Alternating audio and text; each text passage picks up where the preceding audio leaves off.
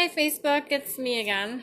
So, I was just coming on because I was going through my second bedroom here, and this book my mom bought me a while ago. It's called Yesterday I Cried, um, by Iyanla Vincent.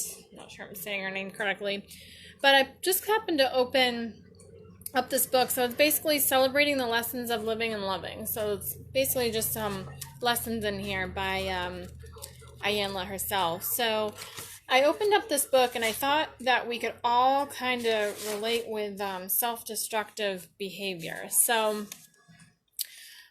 on chapter 9, I opened it up and it says, what's the lesson when you engage in self-destructive behavior?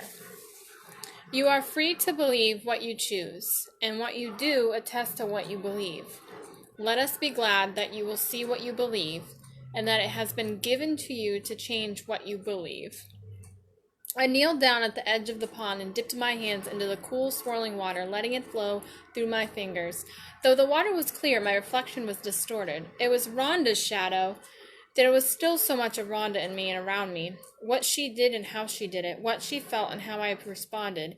The branches of the weeping willows that encircled the pond seemed to hang a little lower, to bend a bit more. Still, they were beautiful and very soothing. Nestled among the poplars, surrounded by the summer flowers that were dying to make room for the fall blossoms, they formed a type of symmetry that was not present in Rhonda's life, but which Iyanla desperately needed to see. I had remembered Gary and Curtis, a marriage gone bad, a husband in jail, and the birth of 2 children. I had refreshed my memory of the heaviness of Rhonda's first 19 years. I could see how and why Rhonda thought she was a victim. I could see how she ran from one place to another, trying to get away from some place else where she had been victimized. I could see why she thought she was ugly, unlovable, destined to hurt and be hurt forever. I felt sad for her. I was not as sad about what had happened to her as I was about the fact that she could not see what was happening. I was sad that she could not see her pattern and that there was no one available to point it out to her. She was embroiled in a destructive pattern of being hurt and moving on without healing the hurt, only to find herself in a situation in which she would be hurt again. I could see clearly that Rhonda was living her own interpretation of what she had been taught by Grandma and Daddy. It was a pattern that had emerged in her childhood. She was young, wounded, and confused. Wounds and confusion beget wounds and confusion. Abuse and betrayal beget abuse and betrayal. Rhonda was attracting what she was because she had no idea that anything else existed. She had a pattern of running from what was without a clear understanding of what could be. I wanted to sing for her. I wanted to open my mouth and sing along with a chorus of weeping willow and poplar trees, blooming chrysanthemums, I can't say the word, sorry, and begonias. I wanted to sing a song for the abused, abandoned, confused little girl who was crying in my soul. The song that came to mind was Patti LaBelle's Somebody Loves You, Baby. I was afraid that someone would wander up the trail and hear me, so I hummed as I turned around and headed back toward home. It was an annual ritual that Rhonda and the children had been looking forward to all week. It was Sunday, cartoons and pancakes for the children, coffee and girl talk for Rhonda and Net. It was also Net's birthday, so all of them bore presents under their arms. The children had made their own cards. Rhonda had saved for months to buy Net her favorite perfume and 2 books that Net had threatened to buy for herself. Rhonda was sure that she had beaten Net to the bookstore. She was excited about that, and she was excited that she could drive up to Net's house in the car Daddy had given her for her birthday. Rhonda was also glad to have a few hours away from John, who had been in a foul mood all week. So for those that are popping on, I'm reading just a quick chapter out of Iyanla Vincent's book.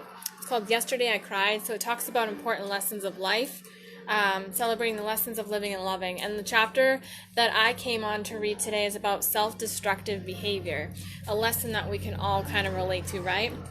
So she was in front of Net's apartment building, trying to lock the car door, when she looked up and saw John approaching her. "Give me the keys," John said. Rhonda was sure it was a demand. "For what?" she asked. John didn't like the tone of her voice, nor did he like the fact that she was questioning him. "What do you mean, for what?" "Because I asked for them, that's for what. I've got to go to my mother's, too." Rhonda knew that John's mood had not improved. "I'll only be for a few hours. I'll drop you off when I'm done here." "Look, bitch, give me the keys." John had never spoken to her like that before, and she did not quite know how to take it. She locked the car door and turned to walk away, ordering the children to hurry up. "You better not walk away from me." John was walking directly behind her. Something just didn't feel right. Rhonda turned to face him, prepared to ask what was wrong with him. Had she been facing him all along, she would have seen it coming. His hand reaching back, then coming forward against her face. Had she not turned around, he would have hit her in the head, but it might not have hurt as much. When John pulled Rhonda up from the ground, she didn't realize he was trying to help her, so she started screaming. Rhonda didn't realize that John was trying to kiss her, so she pushed him away, gathered the children, and ran before he could hit her again. When Nat saw her face, she was furious. John knocked on the door, and Nat informed him that he was never again welcome in her home. After the door was slammed in his face, Rhonda and Nat stood with their ears plastered against it, trying to detect if he was really gone. When the telephone rang, they almost jumped out of their skins. "I'm sorry, I'm so sorry, I'll never do that again, I'm sorry, do you believe me, please believe me," John sounded desperate. "I'll talk to you later," was the only thing Rhonda could say. The second call was an insincere attempt at begging. By the fifth call, John sounded as if he were crying. 2 hours into calling the marathon, Rhonda didn't care that he was crying. She just wanted him to stop calling. The children each told Nana how their daddy had hit their mommy. Then they ate their pancakes as if the incident had never happened. Nat was in favor of calling the police, and John rested. She was also in favor of poisoning him. That evening, after they had eaten dinner, Rhonda decided that she would go to work and she would figure out what to do about John at a later date. The last thing Nat said to Rhonda before she left the house that night was, "Once they hit you, they never stop." For a very long time, it seemed that Nat would be proven wrong. Rhonda and John worked together at the rehabilitation center. Rhonda was the only female counselor on the staff. John was a recovered heroin addict and the assistant director of the program.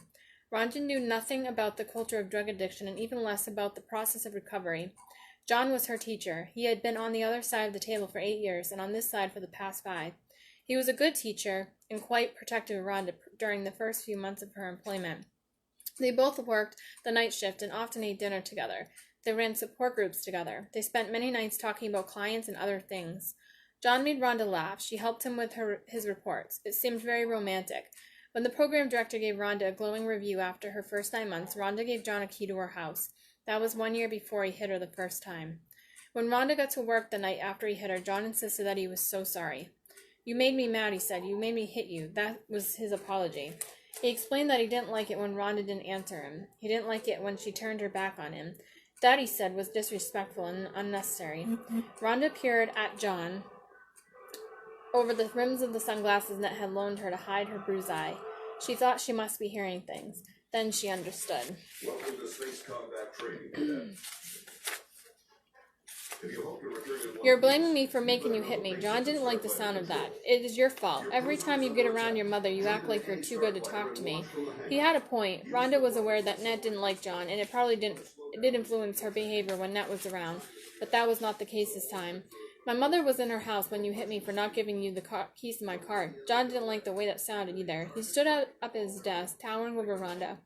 When she instinctively put her hands up to cover her face, John became sorry again and sat down. "Please go home. Your eye looks so bad. I don't want anybody to see you like this." He sounded genuinely concerned, but Rhonda knew the truth. John did not want the clients or staff to see the result of his outburst. Eventually, John's pleas got the best of Rhonda. "I promise I'll never hit you again. Do you believe me? Please believe me." John was still pleading when the taxicab pulled off to take Rhonda home. When you think you love someone, you try your best to overlook their shortcomings. John had many shortcomings, some of which were glaring, most of which made him extremely insecure. Although he had been to college, he could barely read or write. John was 6 feet 2 inches tall and weighed 200 pounds. That was not the reason he had one overdeveloped breast. The breast was a result of a glandular dysfunction that also altered his moods. It was the same dysfunction that caused his asthma.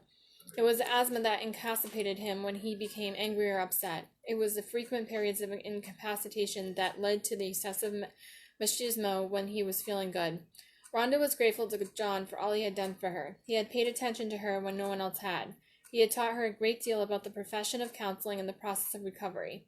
He had helped her through the difficult times she was experiencing after Curtis disappeared.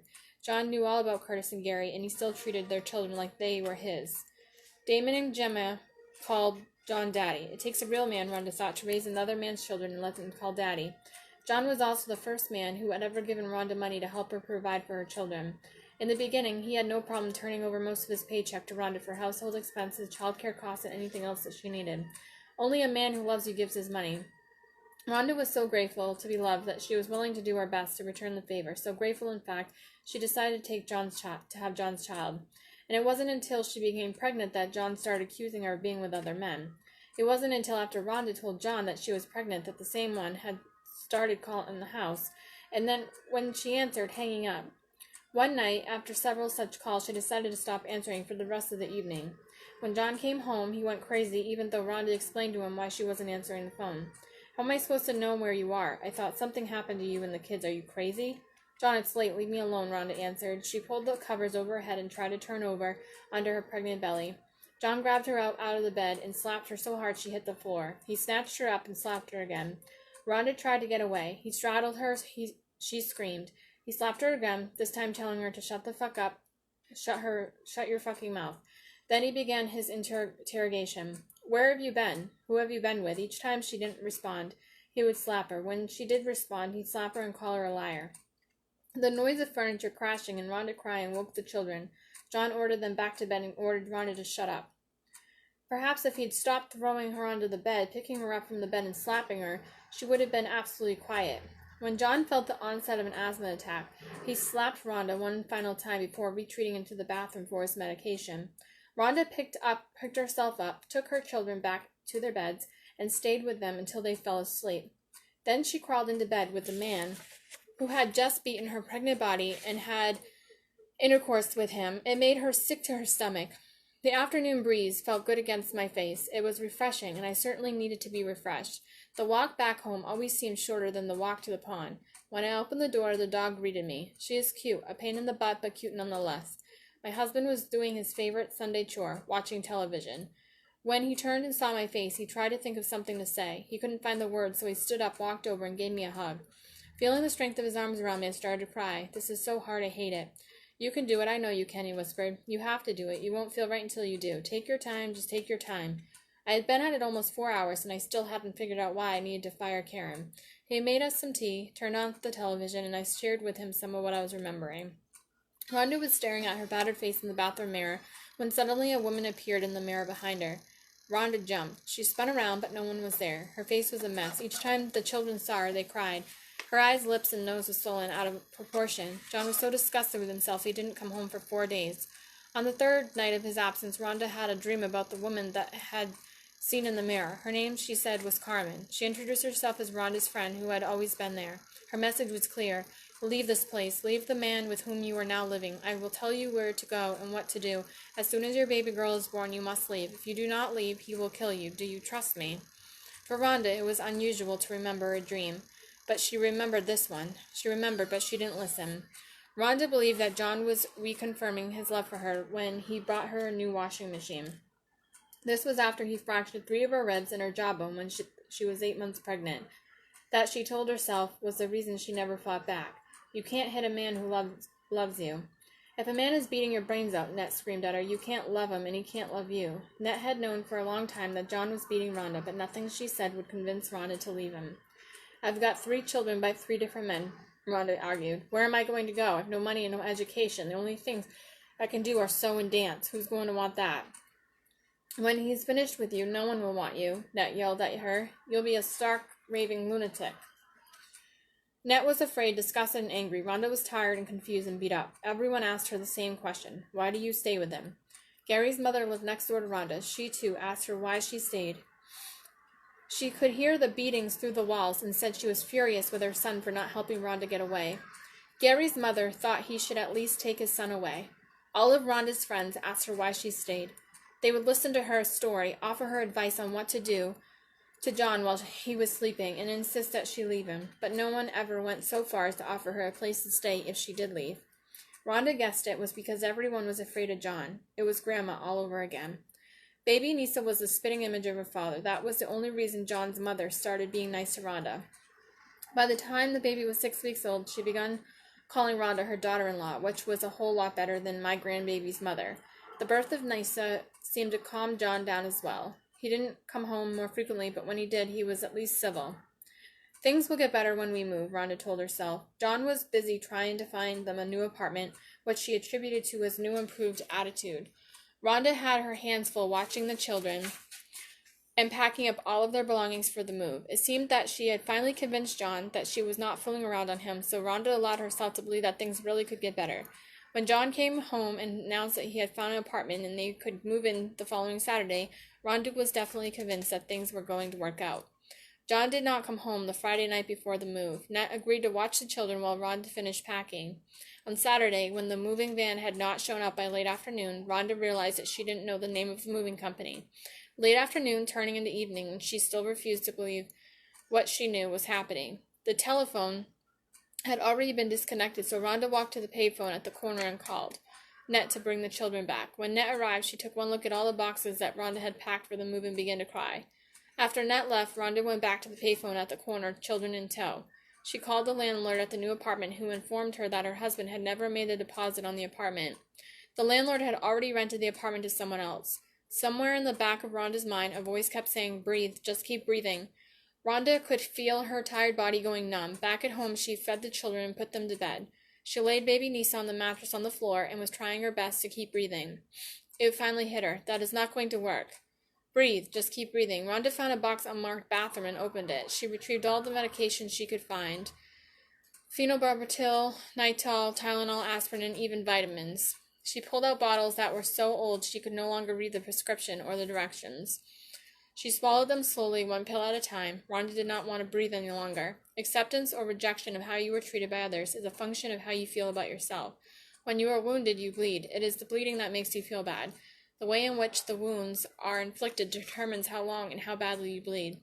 Superficial cuts will cause the blood to rise quickly, and though they are painful, it is easy to stop them from bleeding. When there is a deep gash, the blood takes a minute or two to surface. In the case of a deep wound, it often takes a while to recognize how much damage has been inflicted. If the wounds are deep enough and the bleeding continues over an extended period of time, you can learn not to like yourself at all. Rhonda had some superficial wounds, but most of her life had been a series of deep, penetrating gashes that had never healed and were continually bleeding. She tried to stop the bleeding with food, cigarettes, and even sex. The blood continued to flow. It was oozing out of her mind, out of her heart, and spilling over into her life. She did not like herself. She did not feel good about herself. How could she? She was not even aware that she was wounded. Rhonda was just trying to survive. She had no idea that the only way to heal her wounds was to acknowledge them. She needed to remember how she had been wounded.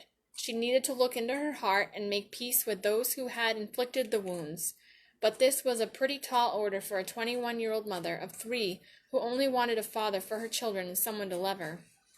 She heard the baby crying, but she could not get up. She couldn't tell if the light in her face was daylight, the kitchen light, or some mysterious light that was making her feel warm and peaceful. Oh my God, I can't breathe. Rhonda saw people standing all around her. Sarah was there. The beautiful woman she'd seen in the bathroom mirror when she was a girl was there. Carmen was there, and a very large, very black man who was not wearing a shirt was straddling her body. The baby's cry was becoming faint. Oh God, please help me. The next person Rhonda saw was herself. She looked absolutely beautiful. The woman from the mirror identified herself as Mary and reached out to the beautiful Rhonda.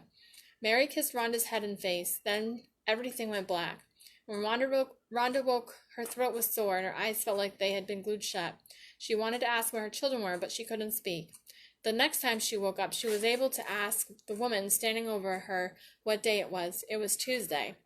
When Rhonda asked where she was, the woman responded, Snapper 5, the psychiatric ward of Brookdale Hospital. Rhonda knew it was exactly where she needed to be at this moment in her life. So I just wanted to share that little tidbit with you guys. That's, again, Iyanla Vanzant. She's got other books. This is a picture of her. And this is called Yesterday I Cried. So it's got other lessons in here. So basically, what is the lesson in abuse, neglect, abandonment, and rejection? What is the lesson when you lose someone you really love? Just what are the lessons of life's hard times? Best-selling author Iyanla Vanzant has an amazing and difficult life. One of great challenges that unmasked her wonderful gifts had led to wisdom gained. In this simple book, she uses her own personal experiences to show how life's hardships can be relanguaged and revisioned to become lessons that teach us as we grow, heal, and learn to love. The pain of the past does not have to be today's reality. Iyanla Vanzant is an example of how yesterday's tears become the seeds of today's hope, renewal, and strength. that's Ayanla. She's got acts of faith, faith in the valley, the value in the valley. One day my soul just opened up. In the meantime, and don't give it away. So, and she's also got a website as well. So,